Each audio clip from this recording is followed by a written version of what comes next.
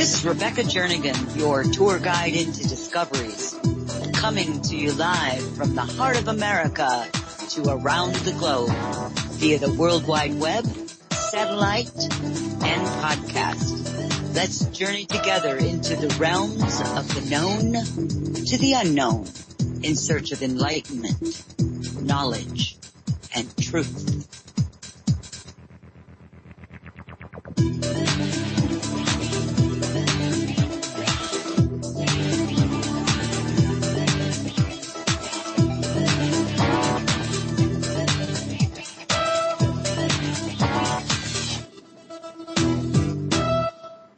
Good morning, good afternoon, good evening, wherever you are on this beautiful planet Earth. This is your host, Tobias B. Harrell, and you're listening to Journeys with Rebecca, right here on wolfspiritradio.com and being simulcast every week on Revolution Radio at freedomslips.com Studio B. Just a quick reminder to you that both Revolution Radio and Wolf Spirit Radio are listener supported, and I really urge you to give them a donation, big or small. It is very much appreciated. As always, JP is at the producer's guest desk tonight. Welcome, JP. How are you tonight? Hey, Tobias. I'm good. I've had a fun evening so far. Well, that is good news, and let it and may it continue. I'm getting all tongue twisted today. I hope that sort of dissolves itself. It's all right. Take a breath. I think we all need to take a breath, because we're having a little issue getting our guest on. Let's try this. Sure, I will let you try that, and I will actually talk to the audience about our guest tonight. Tonight, everyone, my guest is an intuitive consultant, a theta healer, and a spiritual teacher whose life from early on involved some of the deepest and oftentimes painful experiences anyone can imagine going through. Yet from these experiences came an extraordinary evolution that came to include everything from angelic childhood visitations to a daily rapport with guides, archangels, and others. I'm going to pause for a brief moment, and it looks like we probably got her on the line. I'm going to continue the introduction here. Hi, Lynn. Dr. Lynn Cockram-Murphy will talk with us tonight about how it is possible to move from life as struggle to the richness that comes from exploring and coming to trust through experiences that there is so much more to it. She is an Amazon best-selling author. Her latest book is Unfolding the Mystery of Self, in which she reminds us that we are never alone and that we can always call out for love, support, and information. I know that you missed the beginning of the introduction, Lynn, but we're going to jump headlong into it. Dr. Lynn, welcome to the show. Thank you very much. I'm so glad to be here. Well, it's a pleasure having you here. Listen, I was just telling the audience about your best-selling book, Unfolding the Mystery, and actually we began describing that you are an intuitive consultant, a theta healer, and a spiritual teacher whose life from early on involved some of the deepest and oftentimes painful experiences anyone can imagine going through. I went on to tell the audience that you've worked through those and had incredible experiences, a real evolution that came to include everything from angelic childhood visitations to a daily rapport with guides, archangels, and others. So it sounds like you have quite the story, Lynn. That is how people respond to it, like it is a dramatic life or a dramatic beginning to this life. And I would agree. It's just that because it was my life, I don't really reflect on it that way. It's just like, you can think that the craziest things are normal, and it seemed that way. And now I look back and I see that I had a lot of karma. And the first 25 years of my life were really processing that, cleaning it out. And since then, life has been really peaceful and good. But at first, it was rough. And both of my books, the one before this one also goes into the story quite a bit, the loss of family members, the house fire I survived, and more. And fortunately, I don't have to live that way anymore. That part's done. Right. Yeah. Well, it sounds like, yeah, it's easy it's not easy, but when we are living the experience, sometimes it's hard to look at the experience from outside as other people do. So, Hmm. I've even said myself with some of my experiences, I guess from the outside, it looks like my life is kind of a TV movie or something with all the craziness and the drama and everything you can expect. But on the inside, you're just living it, right? Right, exactly. Hmm. Seems Yeah. like normal until you look back and go, wait a second, that was kind of extreme. Well, exactly. So why don't you start telling us a little bit about your journey and what these early experiences brought you to discover? I mean, I know it's a big story. I know it's an ongoing story, but we're looking forward to hearing more about it. So just go for it, Dr. Lynn. Okay. Well, I mentioned the house fire. I was 2.5, and I had 2 great parents and 2 great sisters. And I lost my dad and 2 sisters in that house fire. My father carried me out and saved me, and my mother wasn't home right then. She was over at my grandmother's. So that created loss. And in the mind of a child, you don't understand why things happen. Make up your own little versions. And I lived in the hospital for a while and came home, and my mother, of course, was in incredible emotional pain because of her losses. So life was not fun. I was in physical pain too. And then I had this whole thing about being the only survivor. There's a thing called survivor's guilt. So I had that to process. And my father being my hero, having saved my life, but perishing created inner turmoil for me. So I've spent a lot of my life trying to prove that I deserve this life. And those are some of the things that I've healed, that I'm at peace with. After that, my mother did marry again and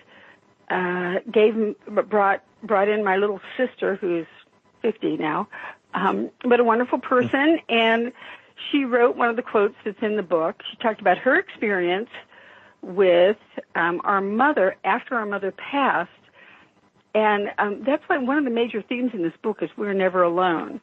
And I talk about the different visitations I've had, but one was with my mother right after she passed. And she came into the room I was in, and I asked her, what do you hear? What do you want me to know? And I never heard any words, but I certainly felt the reassurance of, I still exist. I'm here, and I wanted you to know. So that was a message I felt more than heard. And then my sister talks about her experience. I don't remember if it was that day or the next day, and the comfort she got from our mother visiting her after she had passed. That actually wasn't until I was 25.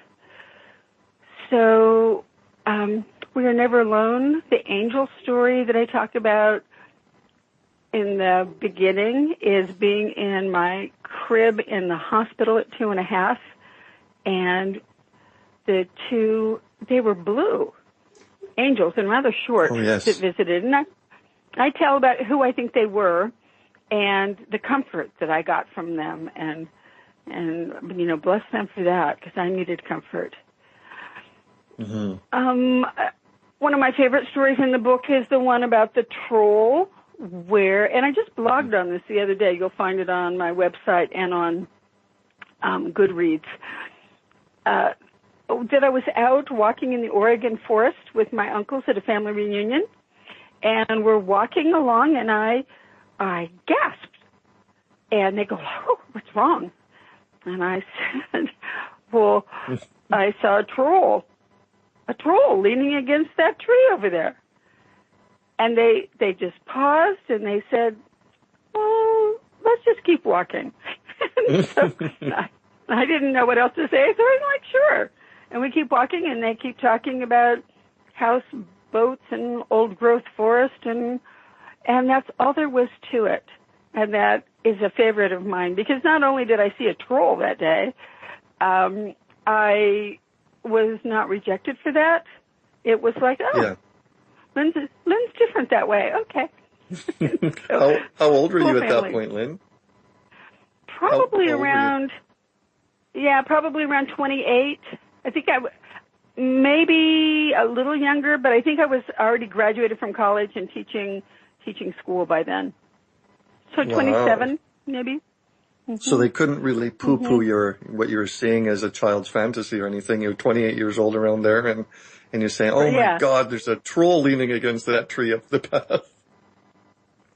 Well, and it's funny because after that, sometimes they would come to me, or their wives would come to me and tell me things like something they believed in, or ask me about, they found evidence of life on Mars. This was 20 years ago. What do you think about that? And sometimes I would be like, Yeah. I hadn't thought about it. I don't know. But other times, it really caused me to be open about who I am and how the nice ways that I'm different. Being intuitive is different. Mm-hmm. Yeah, it's really nice how it opens the door just to be open and honest with your experiences, just like you described there. A lot of people have their own experiences, don't they? And then you say something about your own, or you're open about it, and it opens that door to make them sort of trust that you won't laugh at them or make them feel silly if they talk about what they're thinking in their heads. I think it's a great thing. Right. Yeah, I talk about that in the book, that, a lot of us have awarenesses and we were taught to ignore them, and how not to ignore them, because so often things that are going on with us are things that we're picking up from other people because of our intuition. We want to respect that and how to deal with that, and that it can be as simple as driving down the road and thinking that you see someone standing on the sidewalk and you look again and there's no one there. Well, that's because you were seeing with your other sight. And when you look with your ordinary eyes, you can't see it. But with our other sight, we notice a lot of strange things. That's so important. The sight that they don't really teach us about, they sort of just teach us in different ways, so we kind of forget it, right? Mm-hmm. Yeah, and in a lot of families, I think children are just flat out told, you didn't see that, or don't talk about that. And so you shut it down. It's very normal in the first, after about age 3 or 3 to 5, that you start losing that, especially when you enter school, because kids will ridicule kids so fast. I had a client for about a year who was 13 and as intuitive as anybody I've ever met. And boy, that was fun to help her normalize that, to talk about it, to share the things that she wondered about. That was a really good experience for me, and she doesn't come as often now because I think she's much more comfortable with herself and who she is. The things that she would see at school that came in with the other children, sometimes she could ignore them, and sometimes she felt like she had to deal with them because they were pulling too much energy from the children. I hope your listeners are comfortable with what we're talking about, but this certainly is my world. Oh, absolutely. They are very comfortable with these things. This is the best part of doing this show. Filling in for Rebecca Jernigan because they're very accustomed to these subjects. So no problem there, Lynn. It's awesome. A really great thing. It's really interesting because what you're talking about there with children between the ages of 3 and 5, I think you said, they're sort of shut down. And it's really what happens, it seems, is that the truth of our reality, the truth of the things that are all around us are sort of weaponized. They're sort of turned into a weapon against our understanding of what's real, and used against us through dogma and embarrassment and, that's not real. Isn't that something? It is. It is. I have another client whose mother, she specified how her mother shut her down, told her that she was a little witch and she better stop that because witches get burned at the stake. Terrified 5-year-old. So, she shut it down. She doesn't have much of an ability to see within her sight now, and is working to regain that, and challenging you can have these gifts and not be a witch. Yeah, that's just one of the. Go ahead. Well, that's one of the points in the book, is that we're on the brink of a new period since 2012. This is a whole new era. And we're just at the beginning phase, but there's been so much change, and it's so beautiful. Some of the examples that I give is, it used to be you had to go to India if you wanted to learn about yoga. But now it's offered here at the YMCA. Yeah. The world has changed a lot.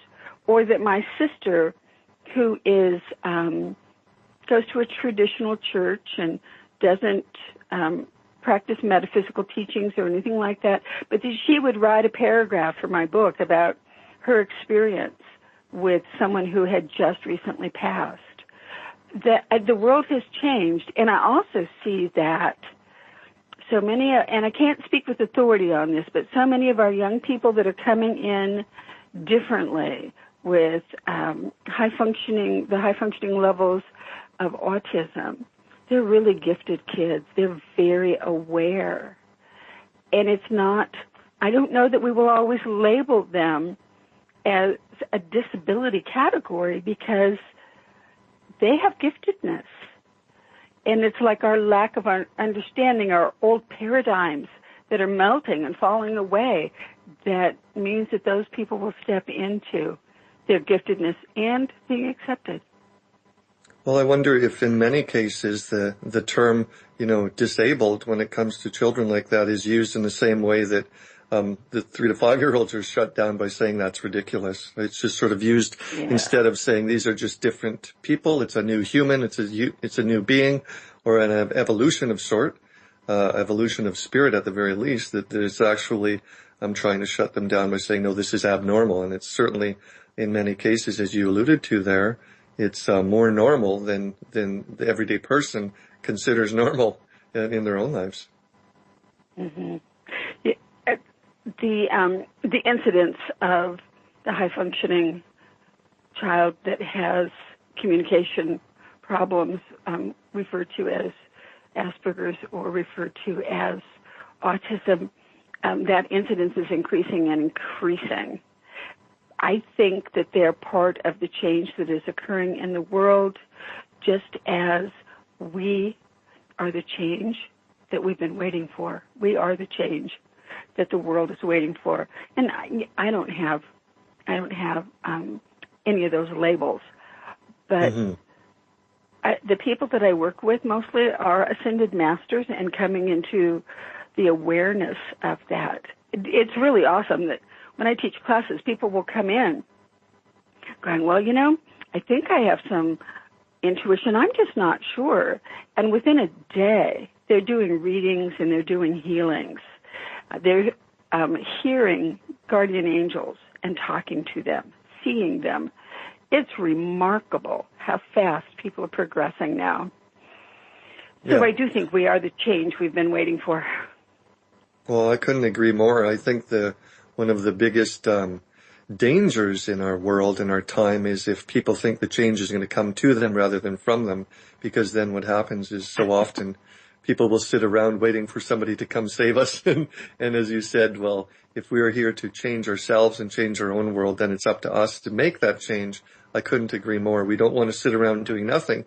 We want to expand on ourselves and our understanding and explore our own reality in our lives, right? Mm-hmm. Yes, and it is up to us to be vocal, to be honest, to be authentic, and to share with others, and to lead the way if that is your path. Yeah, and it's not always the easiest thing, is it? When you are seeing things or experiencing things that other people, or so many other people, or even the majority of other people don't seem to be experiencing in the same way. It does take courage, and that's something that's really, really a special thing. Because not everyone has that courage, especially at the beginning. But like you're saying there, it's interesting when you work with people within your environment there, how they can so quickly be brought to, realizing, okay, this intuition, this feeling, this thought, or maybe even this sound or voice or words in my head or words in my heart are actually real valid ways of gaining information from outside of myself and from within myself. It's amazing how quickly that can turn around in the proper environment, isn't it? Mm-hmm. It really can. And I think that I see it in a lot of people, just a lot of change, learning to listen to their heart besides their head, Mm-hmm. to give credence to those ideas that bubble up inside that you feel like you have to act on, not like an obsession, but more like, oh, this feels so important, I just can't let it go. So it's everywhere, and like your radio show, there are so many shows like this now. I guess it hasn't gotten as much to mainstream TV, but then there is, wasn't there the something medium that was a television show for a while? Oh, yes. Yeah, Teresa Caputo. Well, there's several of them. I'm thinking of the Long Island medium. That comes to my mind because I actually met her last year. She was in my city here. So yeah, that was the one that came to my mind. Mm-hmm. Right. So things like that would have been blasphemy, 30 or 50 years ago. And now they're on TV. I love the way that it's changing. And yet, I've gone through my own dilemmas with being upfront about it, my family, how much they would accept. And yet I have to own it that when I meditate, for instance, sometimes I see things, and when I ask what they are, I get information that is something outside of the realm of what I knew, and it's so rewarding. Feels really good. I don't have to go to the internet and look everything up. Some of it's just accessible through awareness, through consciousness. Yes. It's so important, that very topic, because it's not just about information as if we're reading a novel. It's information that can be applied to your life in just the most fantastic ways, and not just menial information. Well, sometimes maybe it seems like that, but you can get real, absolute information, factual information, if you just learn to tap into these natural tendencies within your own mind. And it's really like it's like the psychic internet, and to me, that's much more valuable than Google. I like that, the psychic internet. Yeah, because all you have to do is learn how to access the stillness within. And then I go up into the theta brainwave state as we teach in theta healing. And in that state, you have access to all information. It's kind of like our own beliefs and limitations that prevent us from knowing. So I was praying for Japan and the area that is still being damaged by the nuclear meltdowns after the tsunamis and the flooding. In Fukushima, Yeah, that area is still leaking, and it's still going into the ocean. And I was praying for all the water, the land, and all the people that live around there, then all the people that are working to clean it up. And I started seeing these images of things that are being created that their scientists are working to create, to contain this, to change it, to stop it, and how, from the awfulness of what has happened and all the damage that was done, how the good comes out of it. We'll have new tools, new instruments, inventions that we'll always have because of that. So even though it was an awful thing, it is an awful thing, at the same time, how cool it is that good comes out of it. And we've seen it with, the people that have had to go through these hurricanes and the flooding or the fires in California, how it brings people together. They may experience great loss, but it brings people together, and you end up feeling cared about and loved in a whole new way, and that's really important for humans. Yeah, I couldn't agree more. It takes tragedy sometimes to get there, but yeah. Yeah. Sometimes it does, but when those little golden nuggets come out of such horrible experiences, it sort of gives it a value that we have to sort of stop and look at. It's interesting when you're talking about Fukushima, for example, because not only on the scientific and human and and levels like that, can it benefit because of the new discoveries? But it's interesting, the thought that comes to my head was even on other levels, there are things that are unseen to most.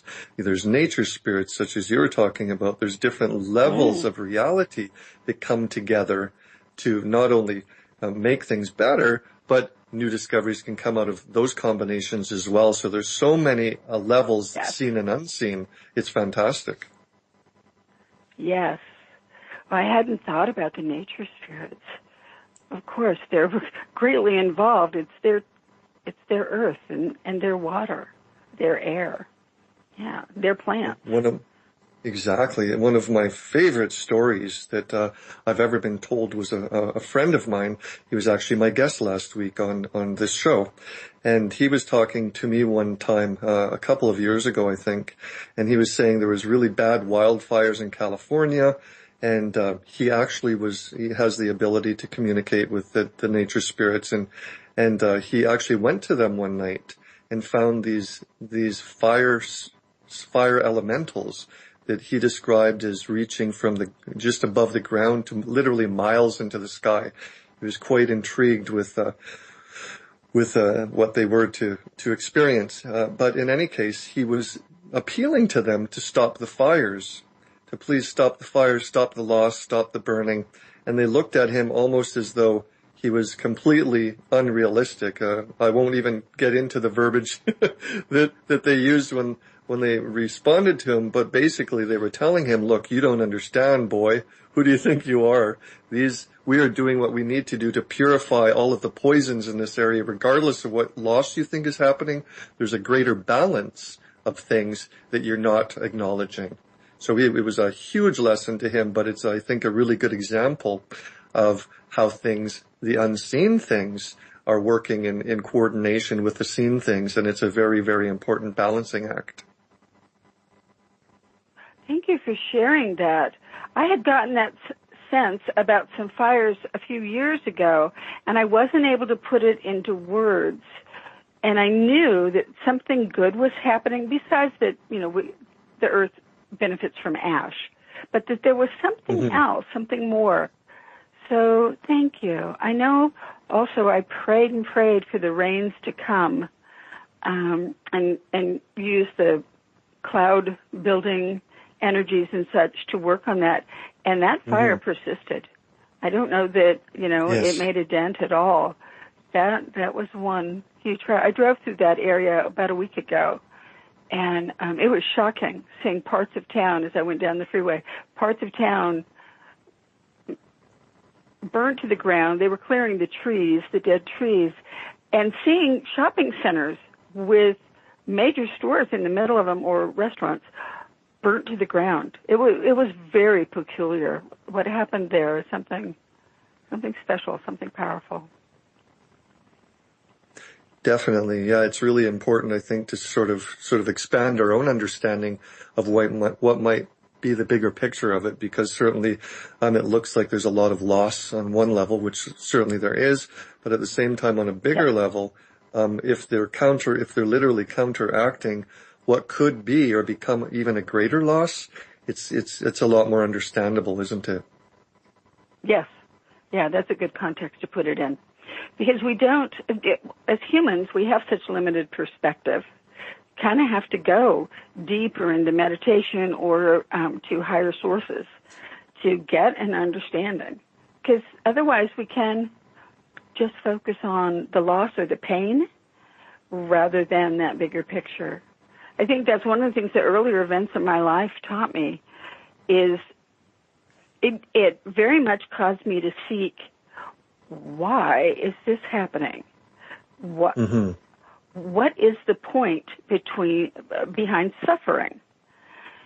And then branching out my studies, because the religion my family handed me didn't give me answers. And so that's when I started to study Buddhism and psychology and later on Hinduism, to understand. And then, that law of cause and effect, karma, came into my mind, and I'm like, oh my gosh, I need to know more. And at that time I would get information from spiritual teachers about why these things happen, and then later it would just come to me in dreams or in meditation, and the balance that I saw occurring because of the horrific experiences I had early in this life, I was like okay with it. But I knew that if you'd asked my permission when I was 13, if I could go through some of those experiences, of course I'd say no. No way. Yeah. But we're not asked at that point. The agreements are made when we're in spirit. And then, when we're here in the physical, we go through those things, and sometimes you get to look back and go, oh, well, wasn't that a perfect balancing? That karma is complete, and I get to move forward from here without any of that. Clean slate. It's nice. Yeah. Yeah. It's interesting. Yeah. I like how you described karma because you said the words cause and effect. And I think it's important. I think many people think that it's just a punishment. And it's been very difficult for me to accept that there's a punishment. I think of it in the same way that you described, more as cause and effect. Right. It is just action causing a balancing reaction. That's all it is. You can look at it just as science if you want. But it's also how we create the life that we have now. That I must have done enough good works and enough spiritual lives that I've gotten since age 25 to have a really peaceful, cool life, to be able to give and not just take, to be able to love and not just suffer. Yeah, but I also really think that the slate is clean, because now when I see karma happen, the kind of karma where where you get smacked upside the head kind of karma, that it's very immediate. And often I can see what I did that brought it on. And that's a relief, because when it's something from 3 lifetimes ago or 17 lifetimes ago, you're like, why would this happen to me? You have to go deep to get those answers. Oh, that's for sure. It can be even more confusing and difficult to clear that stuff out when most people can't even remember it, right? Right. You can't remember it. And as you pointed out with karma isn't just punishment. My getting to have this conversation with you, with Rebecca not being here right now. So I'm talking with you. And the people that are on the call and listening, that's my karma too. That's your karma. That's their karma. To be here and to hear this, however it strikes them, whatever doors it might open in their minds, that's good karma. Yeah. Absolutely. I often say, you know what, there is a reason for everything. The reason may elude us in many cases, but there's a reason for it. So just to sort of absorb it or accept it or even learn what the reason is, that's a gift too. And I can't agree more. I think that, just the coming together and talking about these things is so important, because when we share stories and experiences, I say to my students, a lot of what I teach is not just written material that I've written, but it's stories that I've experienced, very much like you, Lynn. And I say to them, when we share our stories and experiences, we're literally opening doorways within the minds and the souls of the listeners, other people exploring it with us or other people participating with us as the audiences. And it's really, really important, because if we don't re-expand our minds and open them up from where they've been closed, for example, when we were younger and they told us that gnomes and little fairies and things don't exist, this is how we reopen our minds, through conversation and sharing. And it may sound cheesy to some people, but it's just the fact. This is how it works. A lot of times people come to me and say, oh, how can I do the things that your guests do? How can I do the things that you do? And I say, well, let's explore and open and expand our consciousness and talk about things. And that's how it all begins. Ooh, yay. I'm glad they ask you those questions. And I think a very important part of the path is asking questions, because a lot of people have the pieces that we're looking for next. My first book, Living Hope, I talk about that's one of the things that helped me get out of the conditioning of mind that I had from being in a dysfunctional family. Because I could see that some people in the world were happier than I was. And so I asked questions. I studied people besides psychology and Buddhism. I studied people and then would ask them questions, and I let that be part of my guide. You talked about being open, and for me, I use the word malleable, that I was willing to flex, to bring in new ideas, and to reject the ones that didn't work for me. And that's what we do as we grow. And I do wonder sometimes, because I'm over 60 now, does it get harder as you get older? Because we have those things about older people have their mindsets.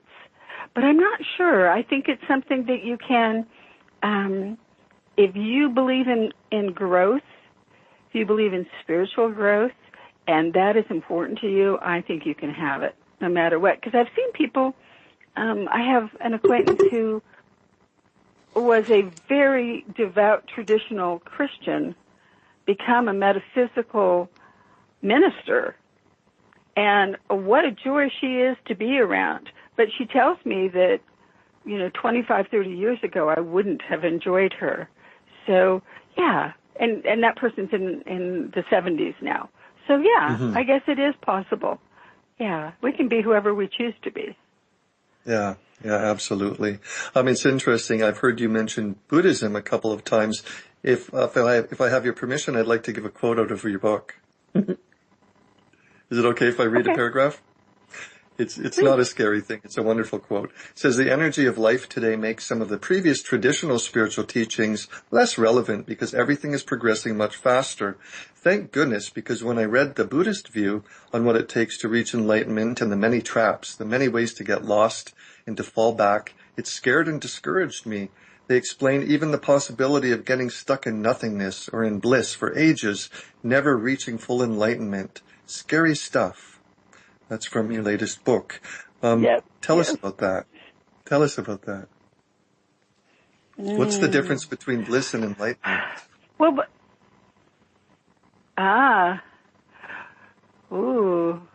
enlightenment, I believe, is the total awareness of who we really are. And I think who we really are, and I teach this, and I created an online workshop based upon this book, Unfolding the Mystery of Self.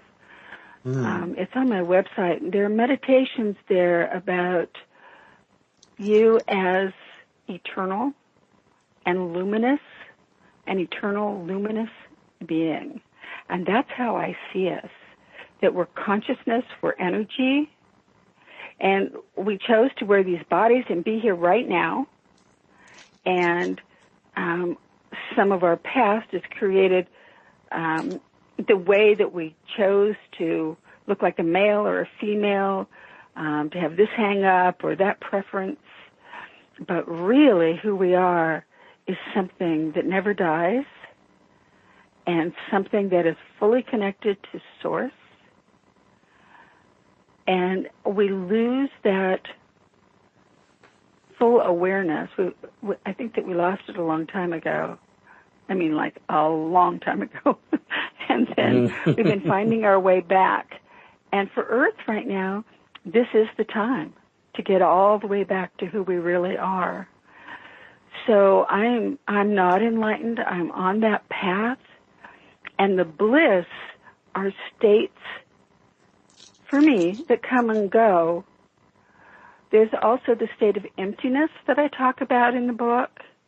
And that is just a quiet place where there's consciousness, but there's no blabbering. Or the blabbering is so on the surface, and under that is the empty quiet, that stillness. So those are all parts of what is enlightenment. But bliss can be memories that I have of some other lives. The bliss was so engulfing and so satisfying that I accomplished nothing or little more on that in those 2 lifetimes. And that's part of what's important to me today, is to not get lost in that, because I want to be of benefit to the earth, to people, to my family. I don't want, what I remember of those lives would be more the ancient one with the nails grown out, who doesn't administer to his own needs, but is taken care of by the students so that he can just be in those bliss states. And I don't want that. I want to teach and share. I want everybody to move along. And that's another Buddhist teaching, is that, we keep coming back here until everybody gets enlightened. Mm-hmm. So basically it sounds like you're saying that you can put your experiences of bliss to work for you to create enlightenment.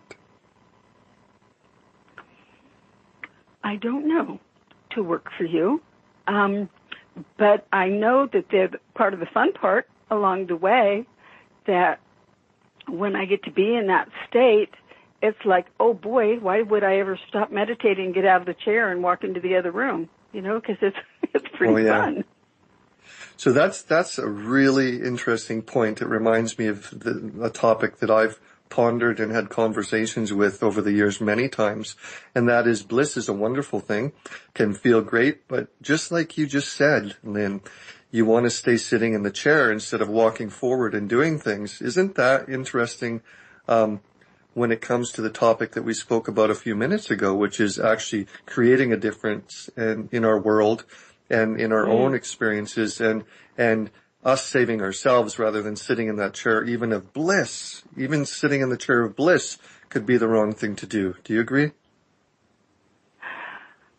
For me, but I'm a teacher, so for me it would be to share it, and to anybody that says, oh, sign me up, or I'm ready, to walk with them.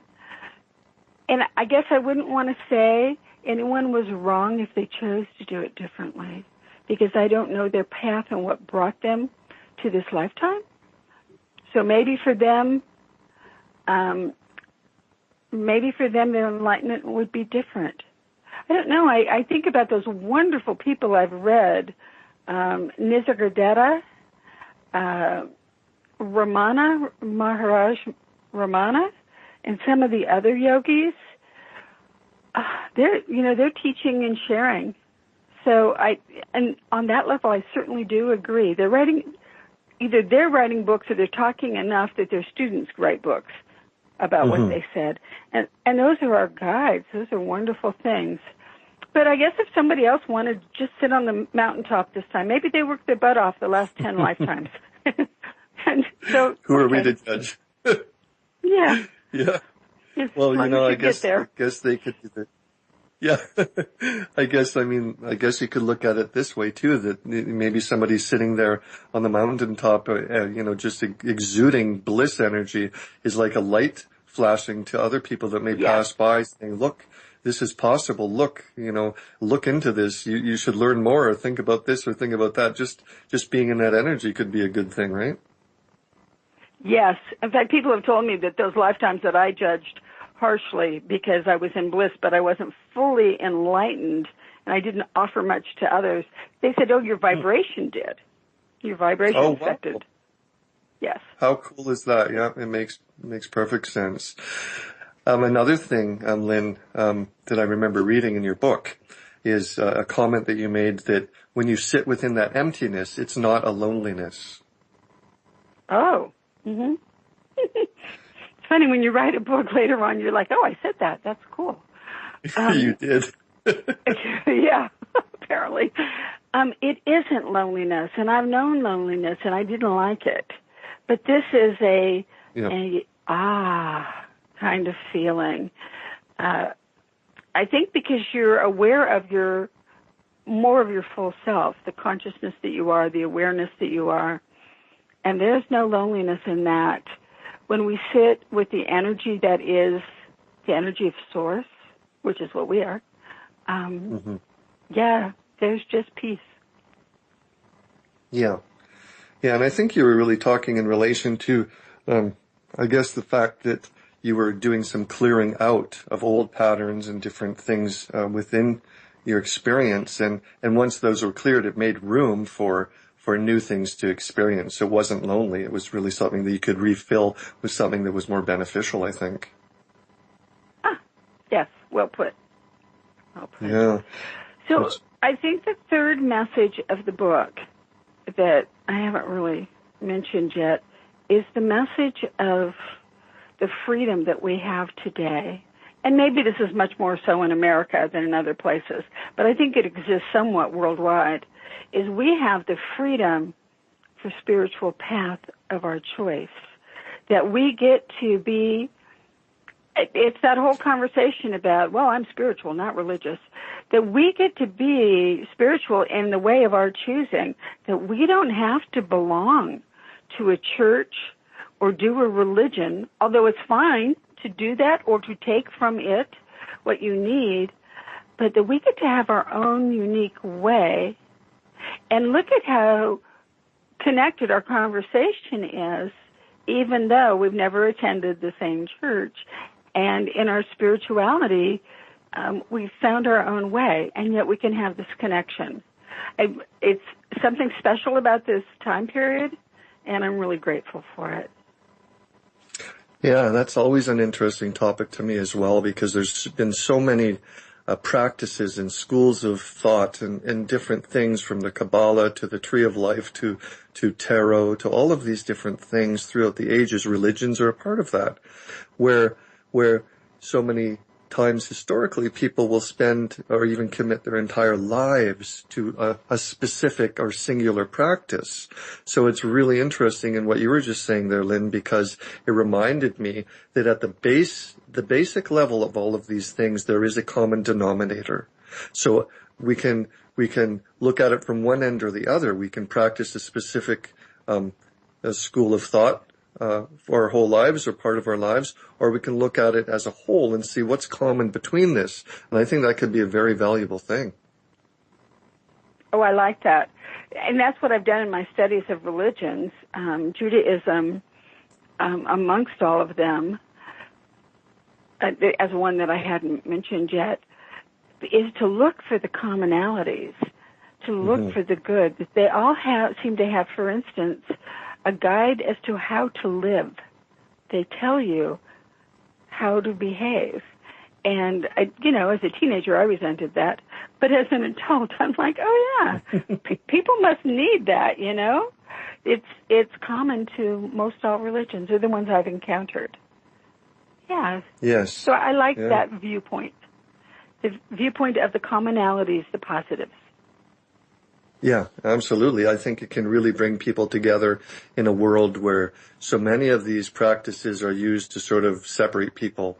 Not that they're all bad. I don't mean that. I just mean that so many times they're hijacked or, commandeered in some way and just sort of bring people apart. So to bring it together through a common understanding, I think has a great value. Right. It certainly has taken people and separated them, that the Lutheran Church, for instance, has many different branches.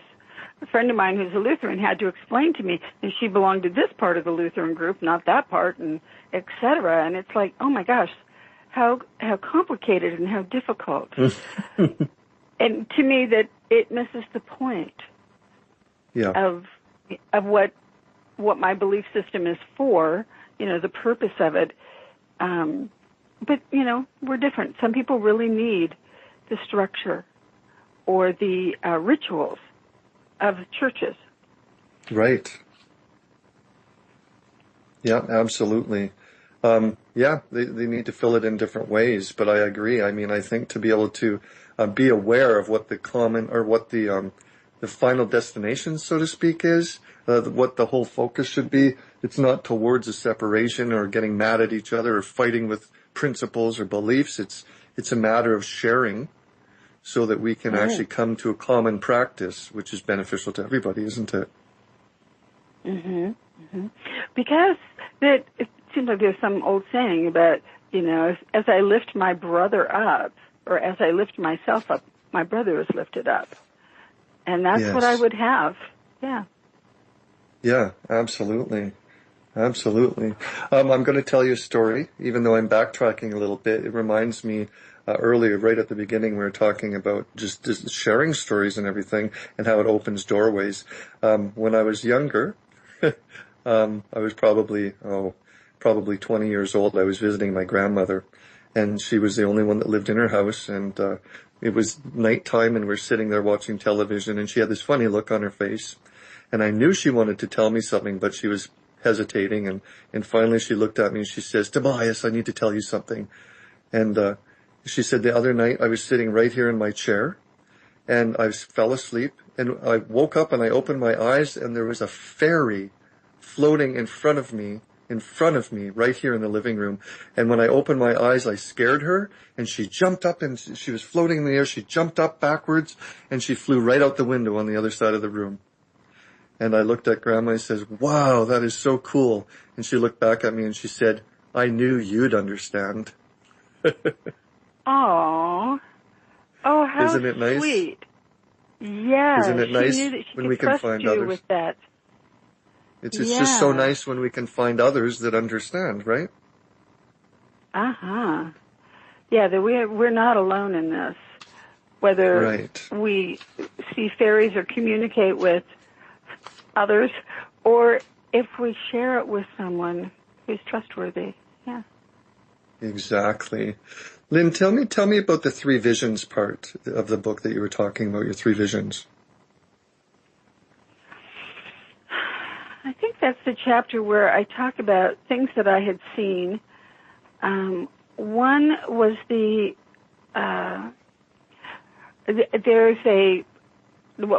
with Theta Healing that we call program. So there was a program in my genetic code about sacrifice. Mm-hmm. And I was in a spa, and I'd had like a hot mud bath, and I was going for a massage and so on. And I had this moment where all I could see was Christ kneeling at the rock at Gethsemane and talking with his God about his upcoming sacrifice. And then I remembered these different lives that I have remembered, and the times that I've sacrificed myself, like into the volcano to provide for the village for that year, and how you do that with honor. It's an honor to die as a sacrifice on behalf of others. Well, I also believe that time period has ended and it's not necessary. So, good. Yeah, yay. So that program of sacrifice that was still in my DNA, I needed to deal with because my father had sacrificed his life for mine. And so in my 30s, I'm like, oh, I don't want this anymore. I truly appreciate what he did for me. Any father would do that if they could, save a child. But I don't want to carry it in my DNA. And with Theta Healing, you learn how to clear things like that so you don't carry that programming anymore. So that's what that vision was about. So that was an important piece and put together a bunch of things for my understanding. But another one was just being in college in Oregon and looking out the window and not seeing the green forest on the mountains. I saw dry, brown, treeless mountains, and I was like, well, what's that? And what I was seeing was where I would live. Lynn, I'm going to put you on hold right there. We'll hold that thought. Let's break. Sure, I can hold that thought. Lynn. Awesome. We'll see you all after the break. Welcome back to Journeys with Rebecca. I am your host, Tobias B. Harrell. Just a reminder to you that while Rebecca is away, she looks forward to connecting with you through her personal sessions, which she welcomes you to book with her as they become available. Of course, you can find Rebecca at www.journeyswithrebecca.com.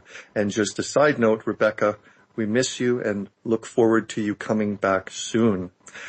I look forward to meeting many of you as well, as I do through my sessions and courses, which you can find at etlanguages.com. Yes, ET as in extraterrestrial.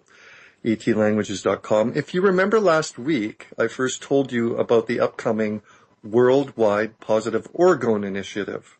Well, this initiative was pre-launched just a few days ago, and you are among the first to hear about it. What does this mean? I think this is very exciting, and I think all of you will really think this is cool. Many of you have heard about or use positive energy, such as that accumulated by Orgonite. Of course, this is Chi, or life force energy, the very energy that fuels psychic abilities, higher thinking, magic, and I believe manifestation of life itself. The Cyber Orgone Initiative allows you to experience this incredible energy, the same energy that the ancient pyramids were literally used for. You can use this for 2 weeks via a Chi card that is emailed to you when you register. Yes, the energy literally is transferred at a distance through this card that you can either print out or use as a wallpaper on your cell phone. I've never before heard of anyone offering this opportunity, and all you have to do is join the Cyber Orgone Initiative for free and follow the instructions you get in the email. I hope many of you take advantage of this because it is a real movement that I think can be very beneficial. It's an incredible opportunity not only to change the world, but to supercharge your own abilities and practices. And I really wish to share it with all of you worldwide. I'm really excited and proud because I believe more understanding of this and what the ancient people always knew will culminate in truly making our world a better place now. To do this, simply go to my website at etlanguages.com and click on the photo of the pyramids in the upper right-hand corner. It will take you to the site where there's much, much more information available. There's even prizes and many other gifts available for you the more you share this initiative with your friends and family. It is actually sponsored and created by Carl Hans Wells, the creator of the term Orgonite, and he is a fabulous man with incredible knowledge dating decades, if not more, and I really urge you to take advantage of it. Thank you all in advance for being part of it. Again, just hit my website, etlanguages.com, and click on the pyramid picture in the upper right corner. Next week, join me again. My guest will be Jane Bernard, author of Lucid Living. Jane lives in Brooklyn, New York, and is known as the Intuitive Scribe. The Intuitive Scribe, that sounds very interesting. You can find more about her at her blog, Intuitive Scribe. Let me say it again, intuitivescribe.blogspot.ca. Tonight, we have been talking with Dr. Lynn Cockram Murphy, Amazon best-selling author of Unfolding the Mystery of Self. We Are Never Alone. Lynn, welcome back. Hi, Tobias. Thanks for having me. Oh, it's a pleasure. Can you believe how fast that first hour goes? And that we covered so much. We've talked about our whole lives. Yeah, it's been so much fun already. Absolutely.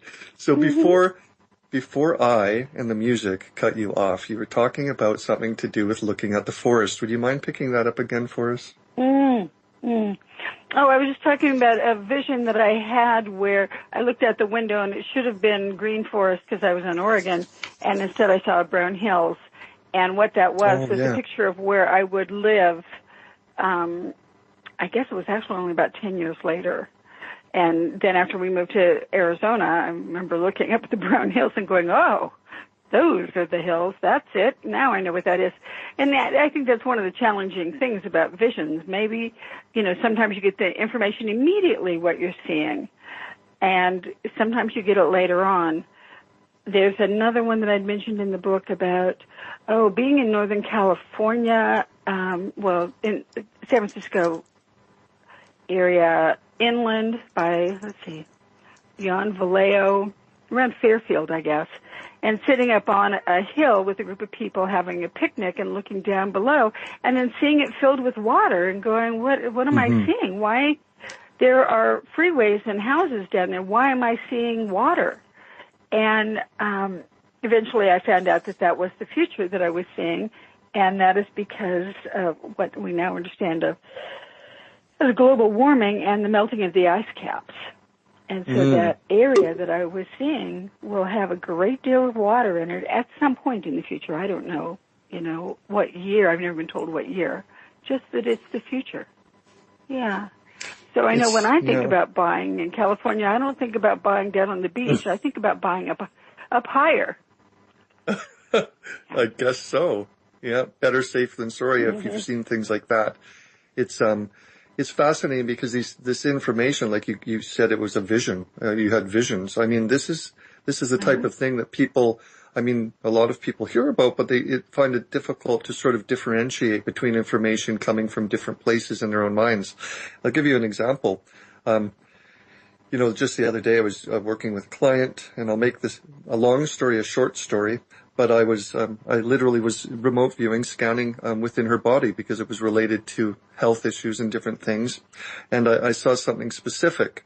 I know what I saw, but I couldn't identify it. So I literally asked myself, or anybody else that was listening in my head, I suppose would be fair to say, I asked, what is this? And I literally got a terminology. It was 4 words that came to my head. I didn't tell the client right away what those words were, but I actually Googled it because you and I, Lynn, we were talking about Googling versus the psychic internet earlier. So I said to my client, okay, I got some information from, mentally scanning you. I would like to just check something on the computer. So I checked it on the computer, exactly what I had heard. I read what it was relating to, and it related to a lot of other things we had done previous in the session. And then I said to her, okay, so you know that you have some specific issues with this. And I said the 4 words. And she put her hands to her mouth and she went, oh my God, yes, how did you know? And that's just an example of how information is everywhere, right? Whether it's in a vision or in what you're listening to in your inner heart or your inner hearing, or perhaps it can be from your higher self, your timeless self, or perhaps it, as you alluded to, it can be from higher masters, different spiritual guides, different people that you can actually connect with and communicate with. I would love for you to tell us a little bit more about how that all works and what you do within your practices to help people connect with these things. Okay. Wow, that was very complete. There are so many places that we can get information from. One of the things that I do, and I've done since I was 19 years old, is I became a vegetarian in part because it allows us to have higher vibrations. And I want the highest vibrations I can have so that I can bring in information from higher realms. And that's one of the benefits of theta healing, is that we learn to access information through the theta brainwave state. Originally, when I taught meditation, I only taught people to go to the alpha state because that's all I knew. And once I learned to go to the theta state, things rapidly changed for me. And so that's what I teach others to do, because we want to access the highest, the very highest that we can. So those 2 things go together, the theta state and the mind vibrational rate. And then I do ask that everything that I get be filtered through creator, source, whatever you choose to call that. I call it God sometimes too. And I want it filtered through there because all beings have opinion based upon their own experiences. The highest beings, the Christ-like beings or the enlightened beings, probably have the least, but they might still have some viewpoint. So I really make an effort to access their guidance through the totality of all that is.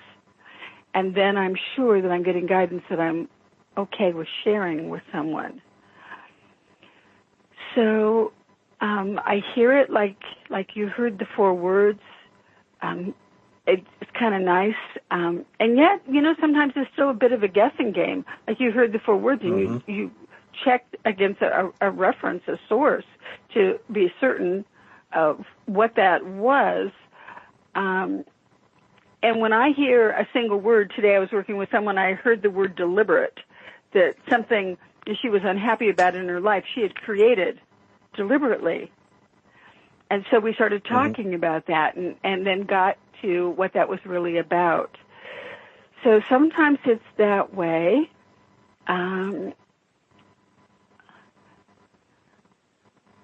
I guess the other thing is that there are other entities that don't have our well-being in mind, and I want to be sure that that's not who I'm listening to. And I think with training and with high vibrations, you get pretty good about dealing with that. But it is something to be aware of, that if a person is drinking or drinking much, you have to be really careful. If you're using drugs, then it opens your energy field to other things. And so you want to be very aware. One of the responsibilities that I have in this life is to help beings who are deceased cross over and move to the light. And that means they show up. I don't talk about it in the book. They show up. And, part of my job is to be aware and tune in. Oh, this sensation that I'm feeling is a being, and they're here. I can allow them to be here and bring them my vibration, or I can help them get to the light so everything changes. But they also show up in my dreams, not as much as it used to. I'm not having to do as much as of that work as I did. But, yeah, they show up in the dream, and I mentioned a couple of them in the book, that I'm dreaming and I see this person pull up in front of my house in a car and say, "Hi, this is so-and-so, I'm here." And I'm like, "What is this about?" And I'm like, "Oh, you came to go to the light." And then right behind her comes this guy, like, "Yeah, and it's Sam, and I'm here too." And so, I do the process to get him to the light. So I just wanted to mention that because as much as we can get the most amazing guidance, you have to have the gift of discernment. You really need to know what you're doing. And so having good training, and I think that a lot of programs do have that kind of training. For me, with going through the Theta Healing training, it made it so that I went from being worried or afraid about some of that stuff to really confident and capable. So thank God for that.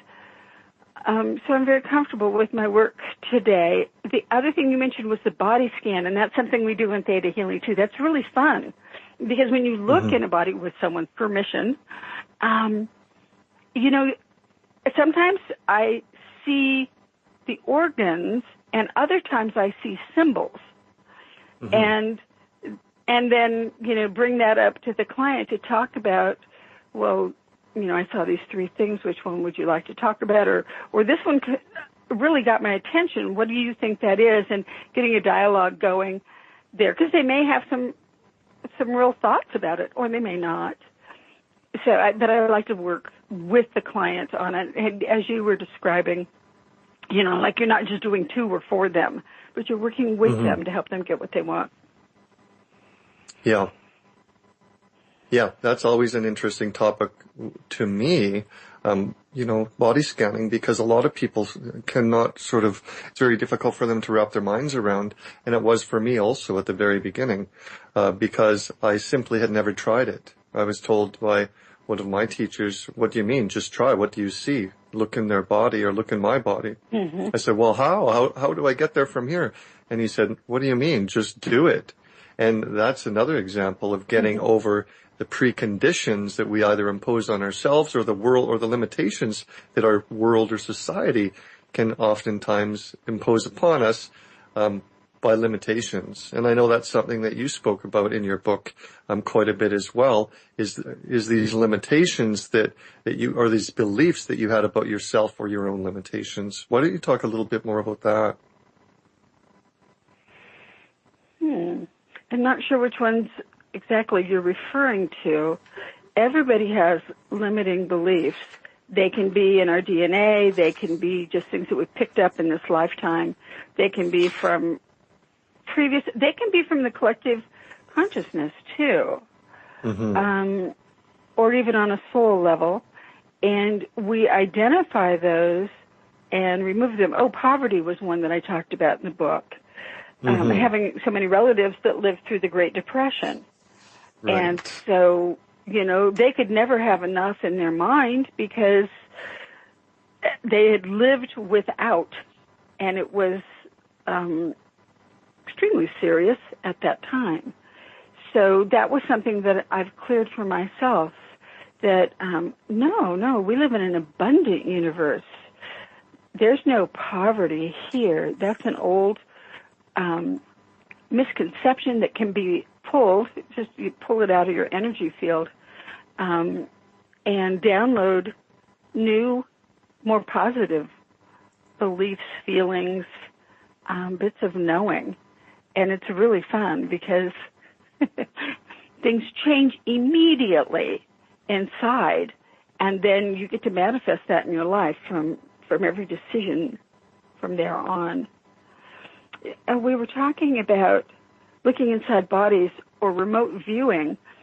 I learned it as the body scan, but then have done more remote viewing, but was really empowered by talking with a woman who lives in Sedona, Arizona, and wrote a book. And she works for the government doing remote viewing, she and her spouse. And she gave examples of the kinds of things they would do, where they would be asked to look in a foreign country, in a building, in a particular city, in a particular room, and describe what they saw. And then the government would take that information from several different people and determine if they needed, there was a threat there, if they needed to deal with whatever was in that room, in that box, kind of thing. And I had read and heard about that stuff, but she was the first person I'd ever met who'd actually done it. And that was really validating and really cool. So, we really learn the limitations of our bodies and of our culture and of this time period, the previous time period, and none of those limitations have to hold us back. We're capable of so much. It's amazing.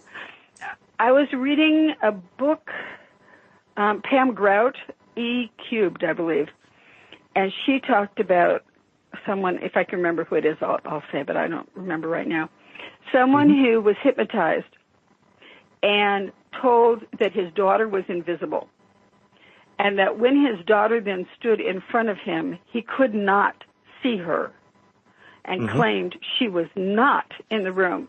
And they held an object on the other side of the daughter, and he could see the object, but he couldn't see that the daughter was actually blocking, that he shouldn't be able to see the object. That's how amazing our minds are in taking what we're told.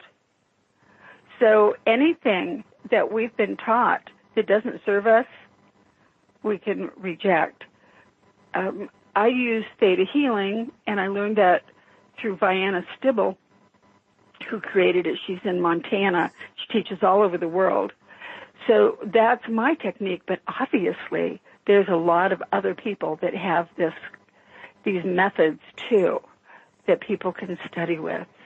And I say go for it, because all of us have so much more ability than we think.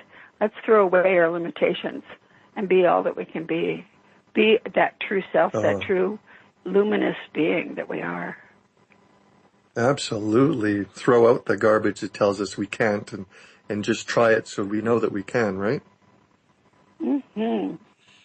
Vianna Stibble, interesting. Could you tell us a little bit more about the theta healing, how it works? I know one word that you mentioned before we went to break tonight was actually the word program, which I use quite a bit. Sometimes it's triggering to some people, but I look at these things within our bodies or energy fields, or whether it's emotions or physical illness, as programs in the same way that I look at a computer hard drive recording information. Is that how you relate to the word program with theta healing? We do run a lot like little computers. Put information in and integrate it with other information.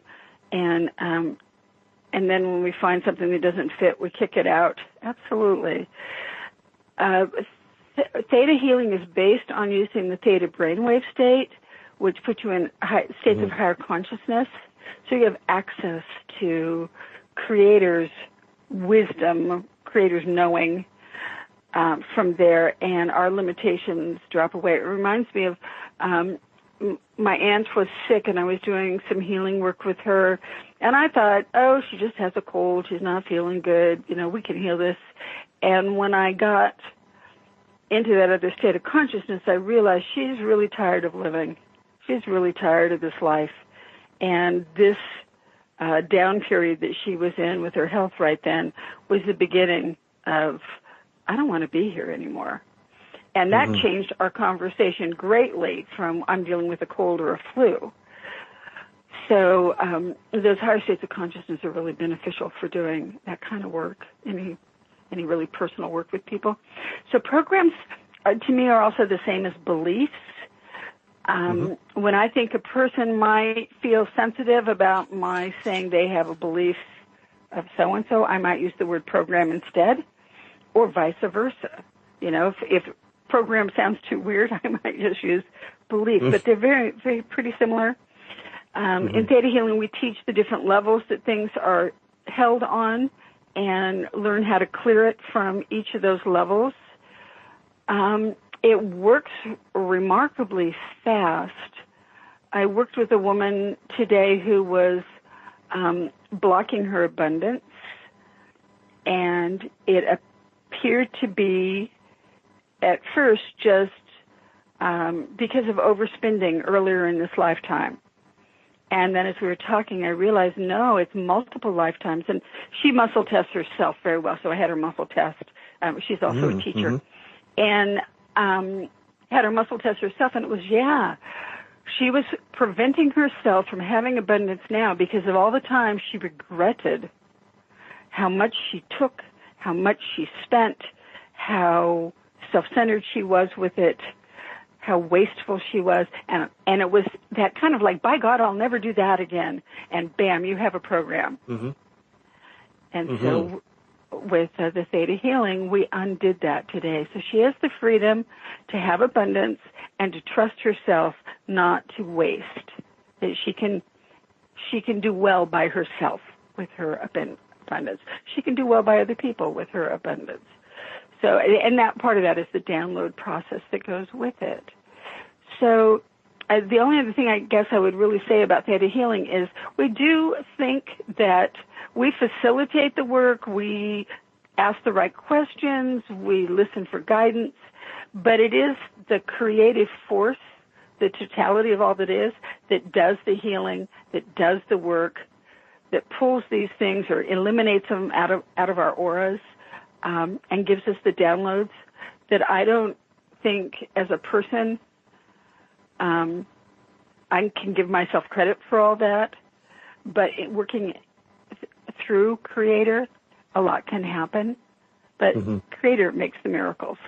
Yeah.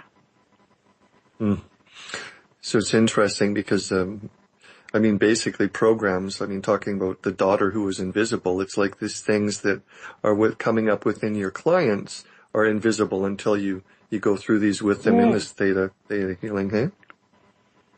Yeah, very good point. Right. They are invisible to us. Yeah. Very good point. So the theta. We can see. Go ahead.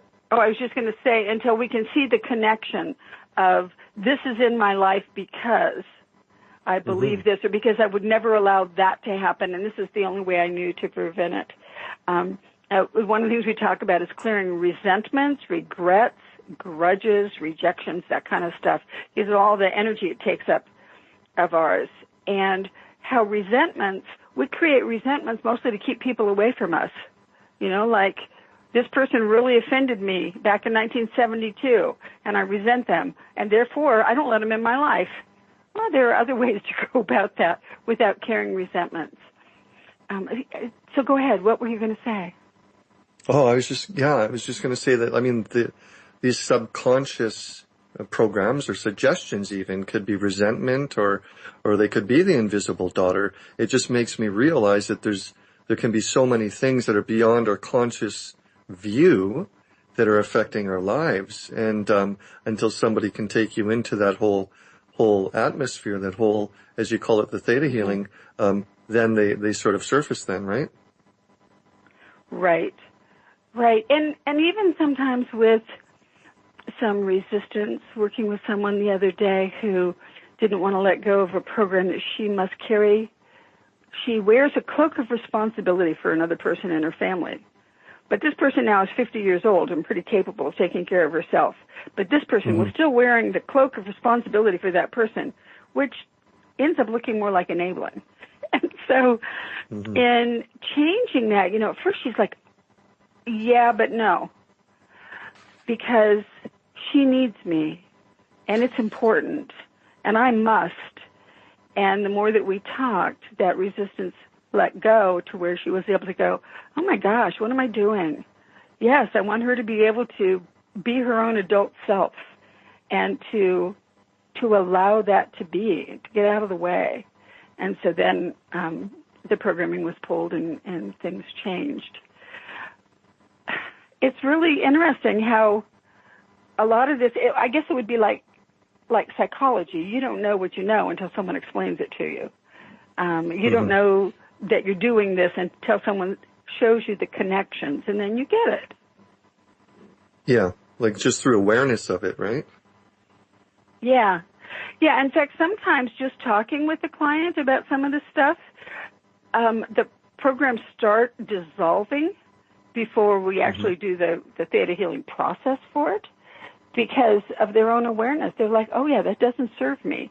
And it starts dissolving. It's really nice because that makes it easier to do the work even faster. That's what I was going to ask you, like the process. I mean, how do they clear or let go of things? Obviously it's through that awareness, as you were just describing. It can begin dissolving it. But can you tell us a little bit more? The audience is interested in understanding how the theta process works. I'm going to ask one question in addition to that, related, and I'm sure you would explain it. But the theta state, obviously the theta state is a brainwave pattern that facilitates focus and I guess what's the best way to describe the theta state? Is it a very deep relaxation?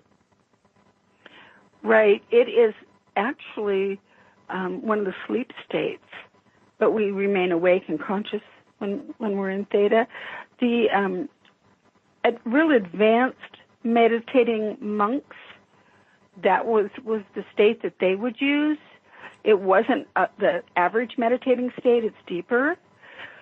It's a very slow brainwave state. There's delta is slower, and sometimes we go into that.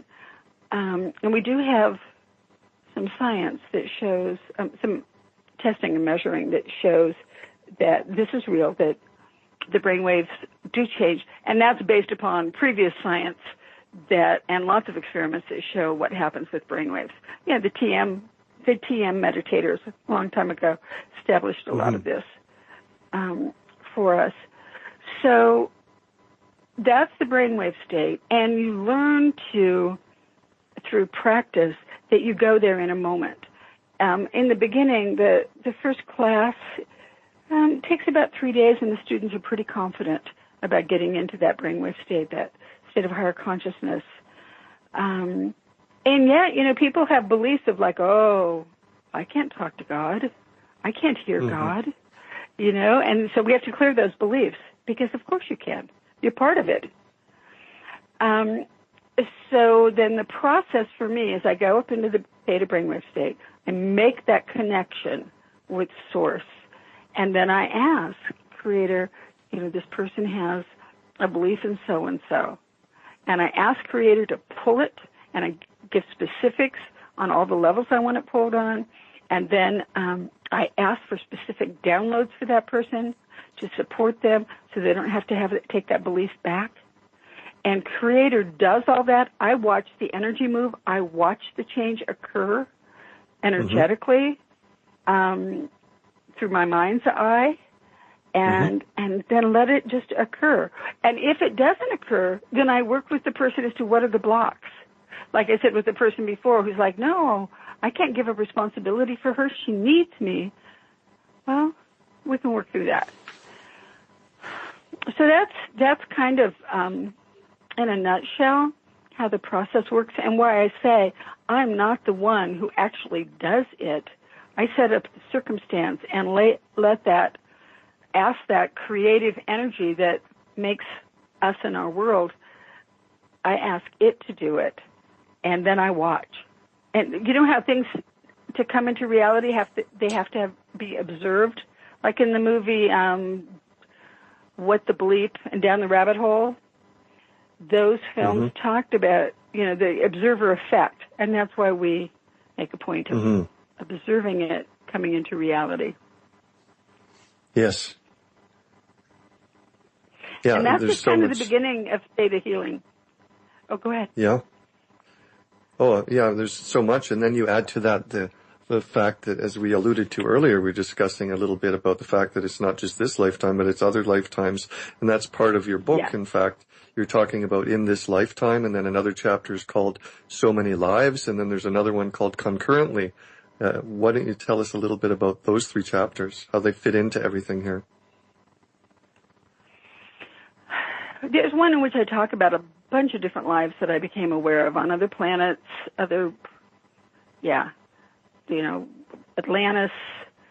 and, back in, what was that war?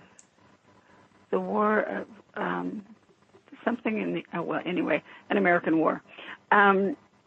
So I think there's a point in our growth that it's really important to know those lives, and we want to remember them, and we start seeing connections and getting a bigger picture. But then when you realize the thousands of lives that you've had, it becomes less of a focal point. And so I put it in there because it was part of my path, and this book is very much about developing your own spiritual path and going for it, and tools and resources along the way. So that's why that's in there, but I certainly put a whole lot less emphasis there for me today. It's funny because I'm not remembering Concurrently very much. I think, it's mostly about the fact that everything's going on at the same time. There is no time. That time is just a construct that we have here. And if, like in that movie, and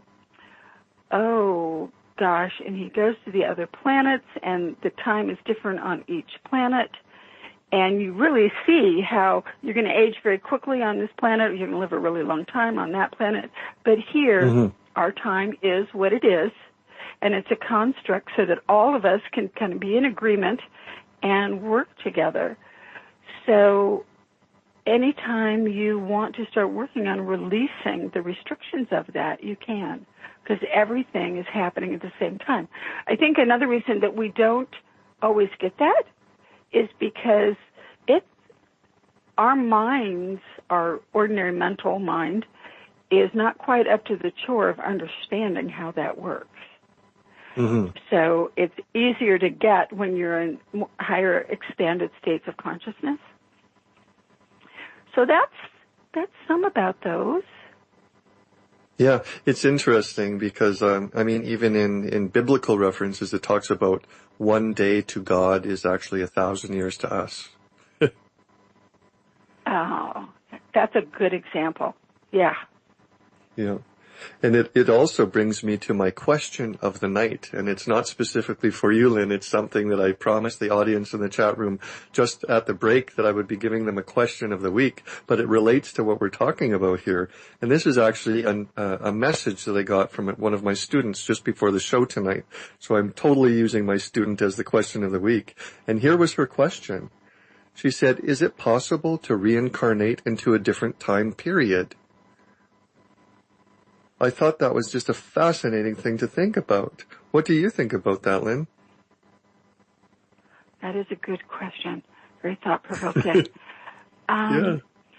Because everything is concurrent, the answer must be yes. If it suited me to go back and be a nurse in World War I. I don't know for sure if I would actually be having a full life there, visiting a life I already had and doing it different, or watching someone else's life. And I suppose it doesn't really matter if you can go there and glean what it is that you're looking for. And there are a lot of different ways to do that. Because it sounds like, well, someone might want to do it so that they can, a soldier might want to do it so he can save his infantry. And someone else might want to do it just because they loved that time period so much. Mm-hmm. So I suppose you could. The trick would be being conscious. Mm-hmm. Conscious of it, taking your current awareness with you. Right. Yeah. I guess that was a deep one. I know. I love your response. I think in a way, I guess what we're talking about is that we could be doing that right now. Maybe we are in a past time period right now and we haven't brought our thoughts and memories through with us. Or are we in the future? Yes and yes. Yeah. And when my quick response to my student on that question was this, I said, well, you know what? I've literally gone astrally, as they call it, fully consciously, astrally and here at the same time to other time periods. I've been in healing chambers, the most fantastical things that most people can even imagine. And absolutely, my answer was, if I can do it while I'm alive, why can't I do it while I'm not in physical body and actually incarnate there? Makes sense to me. Right. And then there's the multidimensionality of us, that everything happening concurrently, wherever it is that person is asking about wanting to be, they're probably also there. And then yes. We exist in other dimensions at the same time. And some people do have awareness of that. I've talked to a couple people that do. I personally don't, and that's okay. It's not my path to explore that at this point. We're pretty amazing and pretty complex, and you can go as far as you are open to allowing for yourself. Yeah, it's really, I think it's just movement of the consciousness, and it's the same for many of the things we've discussed tonight, with remote viewing or with looking in through a person, scanning them, or just being aware of information around us. It's really just moving our consciousness. And most people, I think, that don't do and talk about the things that we're talking about, I think they're sort of holding their consciousness within the moment and not sort of realizing they can project it forward. I think that's what daydreaming is. As we're kids, we're projecting into different times, forward and backwards, and through that daydreaming, we're getting information which we could actually use now. Isn't that what it may be? Mm-hmm. Mm-hmm. I just remember it as really magical, and how happy it made me being able to do that. Creating other worlds and fantasies, and I had no idea how real or unreal it was, but it was really satisfying. And I know I've thought about it as an adult, like, I want the freedom to daydream with that kind of fantasy reality going on at the same time. Mm-hmm. Mm-hmm. It reminds me of a quote that I've given my students and probably this audience several times, but I'm going to share it again with you. And I say to them, what difference does it make if it's real or imagined? Because once it is imagined, it truly is real on some level, in some dimension. That's true. That is true. And that our mind, these brains, do not differentiate between what it has really physically experienced and what you tell it. And that's why we can rewrite our stories. So yes. I have an alternative story going as to what happened with that house fire. In my alternate story, that furnace never needed to break. It was repaired. It was replaced earlier. All kinds of neat things happened, and that furnace didn't explode. My family just moved out of that house a couple of years later because we outgrew it, and we got a beach house. And then I and my sisters and I grew up, and we did it, and went on to college, and because the mind doesn't know the difference, the brain doesn't know the difference. So I have two stories going, one that I'm letting go of, and the other one that I'm having a lot of fun with.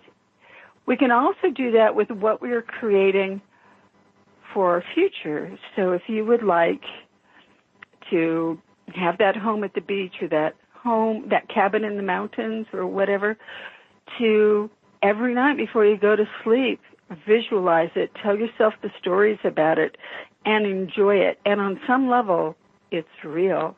And it may come into physical manifestation later on, or it may not on this plane or at this time, but your brain thinks it's real, so your brain gets all the happiness out of it. Go for it.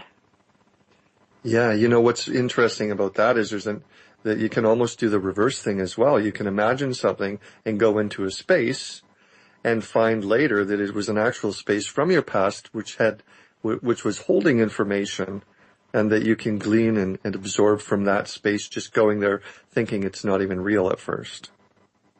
Mm-hmm. Mm-hmm. I think we're full of possibilities, and some of this is played out in counseling now, where therapists will have you can relive what happened and experience it somatically, physically, and release it for trauma. Or you can also create a different version. It's kind of like when you have a bad dream, and I don't mean like the kind that just scares your pants off and you want to run out of the room, but just a bad dream. And when you're laying there in that half-awake state, just change the ending of the dream. So, when the boogeyman came to the door, I said, "Get out, and you're never coming in here." And I had a police officer stop in front of my house, and the bad guy ran away. And, and then you're like, "Oh, that was fun. Okay, I'll better. I can go back to sleep now." Create the reality that you want. And it's easier in that partially asleep state. That's kind of a very manipulative, I can't say that word. Easy to manipulate state. Yes, absolutely. And you know what? I was just talking about that recently on another show. Sort of that space where I was I was laying on the couch one afternoon, in that state between awake and asleep. I was aware, but I wasn't completely awake. It was a different theta state, or a different state of some type. And, and my cell phone was sitting on the table in front of me. But in that state, I heard my cell phone indicate that there was a message sent, and the message said, "I'm on my way." And that actually did not happen in the physical world until about 30 seconds later. And then it happened in the physical world, and I opened my eyes and read, and it said, "I'm on my way." Because we do, again, there's a real example of projecting consciousness, because it is not just fixed. It's just simply not just fixed. In those states, I mean, when you describe the theta healing and those states, the benefit of those states and what you can accomplish within them, it makes perfect sense to me given the context of this story, because we can go forward, backward, up and down in all different places, and we really have an abundant and colorful and expanded view of things. And how things are static and locked in time, because you were aware of the future as you were laying there in a semi-sleep state. The future was the present, and then the present was the present. So that's a really good example of how things aren't locked in. Yeah. It also reminds me of another story. I'm full of stories tonight, Lynn. I love your stories, and I love sharing my stories with you and the audience. It reminds me of another thing related to what we were discussing, and that is in the energy body, or the astral form. As I was discussing, I've been places astrally, and I used to think, and early on I will say, I believed, well, what's it going to do? It's not really going to affect me because it's just my energy form. But I literally experienced, probably the first time I did that, I experienced being taken by a friend of mine to this type of healing chamber. There's a large spherical crystal, hanging over this wooden bed. Basically, it was like a sun tanning bed, but it was just a crystal ball above it, a large crystal ball hanging from the ceiling, and they were actually using it to energetically burn out heavy metal toxins in my body. And after laying there for about 10 minutes, about 10 minutes passed, and I was actually becoming quite bored. And at the same time that this was happening, I was actually talking with my friend back here on good old planet Earth right now on Skype. So we were literally in two places at one time, quite realistically. Very good. And I said to my friend, who was actually outside the door where I was sitting, laying on this bed, I said to him in my mind, is there any way they can hurry this up? I'm getting bored. And so he actually asked the practitioner that was running this spherical crystal, and the guy basically said, well, we've never used it on full power, but if you want to, we can. And so it went brighter, and it was stronger, and I thought, great, good, we'll speed this up again because I was getting bored. And, the next day I woke up back here in my bed and my eyes were burnt. And not only were they burnt, but it took at least a month before my eyes healed from being burnt. So there's a lot more to be said for interdimensionality, dimensional healing, and all of these things that meets the eye. It was a really good experience for me, especially as an early on experience, because I realized there's so many things on so many levels that truly, truly affect all of us in different ways, and many times the way they affect us are unseen, right? Right. That's an excellent example of bilocating, and that you actually had physical results from it that were apparent. It also is a lesson in, being patient and going with things to the limit that it's tested already. Yeah. Absolutely. Good to push the boundaries, but ouch. Yeah. Absolutely. Quite a 30-day at least ouch. It's just fascinating. Wow. These things that we go through. Another thing that was in my mind from earlier, something that you mentioned about people having to realize that when they're drinking alcohol, for example, they're opening themselves up, literally. And I was just going to comment that they don't call alcohol spirits for nothing. Oh, that is so true. And apparently there are spirits attached that you can see, like you would probably see with someone energetically, the spirit of cocaine and what she looks like, or the spirit of whiskey and what it looks like. Yeah. We don't want to go there. When I was in my teens, I experimented with some psychedelics, and it did open some things for me that look like the Matrix. You know how the Matrix looked like numbers running. For me, it was seeing colors and tiny shapes in patterns like that would cover everything. It would be in front of everything that I could see. And it took me years after I quit doing drugs and chose a spiritual path instead. It took me years to get that to stop. And I can see it now by choice, but it's rather distracting, so I choose not to see it all the time. But since then, I've understood spiritually on what plane that was, what level that was that I was seeing, and what it means. But that's an example of opening something and having no understanding. And I'd rather do things through the spiritual realm and with spiritual teachers to get it right the first time. So I don't have years and years of going, make that go away. Well, yeah, I mean, just think about it, just from anybody that heard my story about going astrally to the healing chamber with the sphere crystal, probably won't be telling themselves that what happens in the astral cannot hurt them here. So it's all of these experiences that we can learn from other people and really get some value out of, right? Yeah. Yeah. Oh my goodness. That's a good one. Because I would think pretty much in the astral we are safe. But you pushed the limits. You said yes to pushing the limits and learned about it. So. Yeah, for sure. It's interesting you're talking about the spirit of whiskey, for example, or the spirit of something else.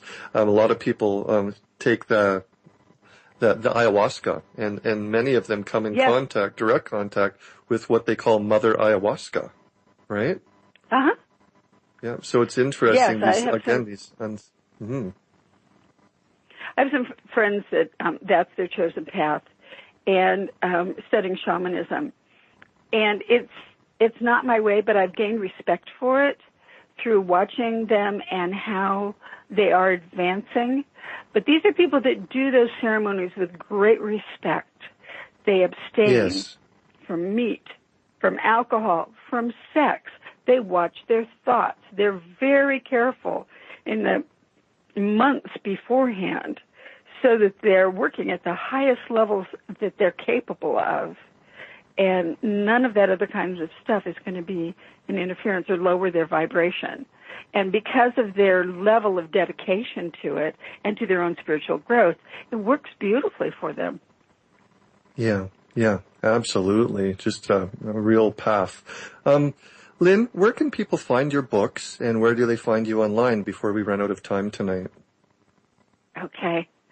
My website is www.lynncockrumurphy.com, and I'll spell that. It's LYNNECOCKRUM-MURPHY.